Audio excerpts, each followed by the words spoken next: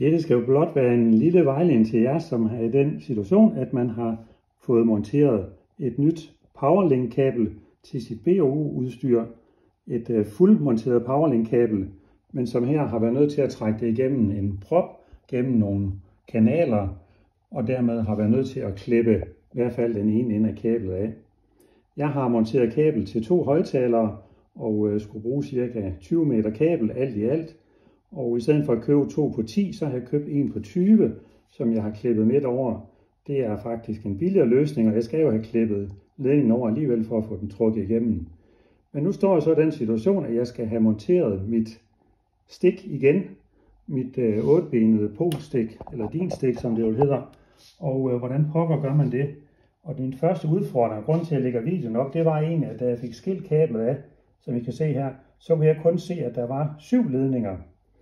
Indtil jeg faktisk fandt ud af på nettet, at der var en, der havde fortalt mig, at den hvide ledning, som I kan se her, den består egentlig af en dobbeltledning. Det er en hvid ledning, hvor der er en skærm, og inde bag ved skærmen er der en tyndere hvid ledning, som så indeholder selve den hvide ledning. Og I kan godt se, at den er meget tynd, men når man får den talt sammen, så er der faktisk de 8 forskellige stik, som skal bruges, eller de 8 forskellige ledninger, som skal løjes på stikket med de 8 ben. Stikket, som I kan se hernede, jamen det er ikke ret stort, og der er ikke ret meget plads, så man er i hvert fald nødt til at være lidt omhyggelig med det og være godt forberedt. Jeg har forberedt mig på den måde, som I kan se herover, at jeg har været inde på hjemmesiden, hvor jeg købte kablet. Her har jeg købt det ved AV Connectors, og der ligger de simpelthen et fint skema op, hvor man kan se farverne, man kan se, hvordan stikket skal se ud, set fra loddesiden, og med den her lille kant for oven, så man ved, hvad der er op og ned. Så har jeg købt mig en afisoleringstank. Den ser godt nok lidt grov ud, men den kan stilles, og den stiller jeg så fint, at jeg i første gang ikke trækker kabel af, eller isolering af, og så justerer jeg den stille og roligt til, at jeg lige nøjagtigt får bid og får trukket isoleringen af, så jeg ikke beskadiger selve de små tråde, for det er meget tynde kabler, der er derinde i. Så har jeg købt sådan en loddeholder, den har jeg købt ude ved Biltema til små 70 kroner, og den er rigtig god, også med luppen, hvis man har svært ved at lige at se, når man skal lodde. Og til sidst så har jeg min gamle loddekolbe, men som fungerer fint, og som har den fordel, at den er meget spids, så man kan komme til at lodde på de små pinde.